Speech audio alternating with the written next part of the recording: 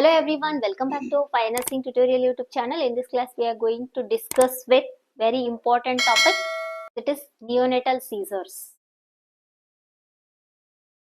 In this class, we'll see what is neonatal seizures, what are all the types, what are all the risk factors and causes, and also management. Here, neonatal seizures are sudden, repetitive, abnormal movements in newborn caused by abnormal electrical activity in the brain. Here, we can observe this due to there will be the imbalance or abnormal electrical activity in the brain. This is the main cause for this neonatal seizures. That electrical activity will be sudden, repetitive, and then we can see abnormal movements there. And then they are most common occurs in 48 hours. Next, we'll see the types of neonatal seizures. First one is the subtle seizures. Here it is a most common one. That is oral, facial and lingual movements. And then eye blinking we can see, mouthing, chewing, and then lip smacking. And then second one is a clonic seizures. Here you can observe in the picture clonic seizure. One-sided rhythmic muscle contraction will be present. That is of the limb and face. Limb or face. And then third one is a tonic seizure. Sustained muscle contraction. Sustained muscle contraction will be present. That is limb stiffening, neck or trunk extension will be present. You can see in the picture here. Fourth one is myoclonic. Myoclonic seizures. That is jerking or involuntary movement of few muscle groups. We can see the jerking movements of muscle groups. Few muscle groups. And then fifth one is a spasm seizures. Here generalized involuntary muscle contraction we can see, that is lasting 1 to 2 seconds. And also here the second most common seizure is febrile seizures. These are the types of neonatal seizures. Next we'll see the causes of risk factors of neonatal seizures. First one, there will be the hypoxic ischemic encephalopathy. Here it is a most common ischemic encephalopathy.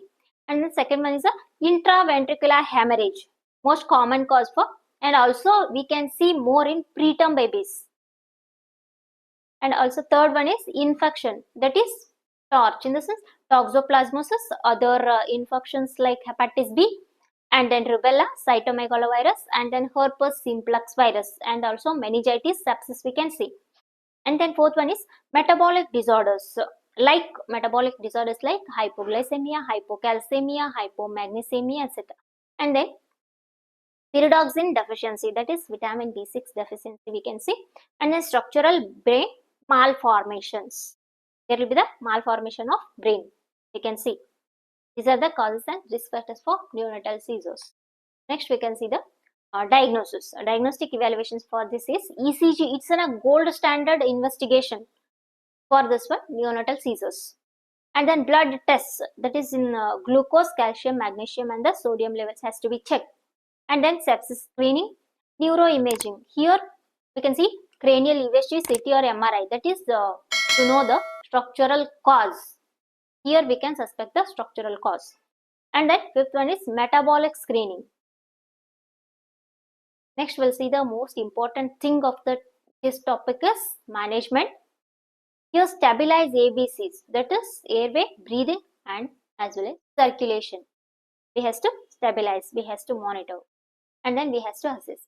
And the second one is correct underlying cause, that is only that hypoglycemia, 10% dextrose, 2 ml per kg bolus, given as bolus.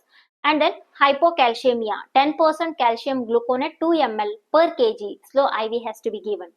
And then hypomagnesemia, 50% MgSO4, that is 0.2 ml per kg, that has to be given. Infection, if infection,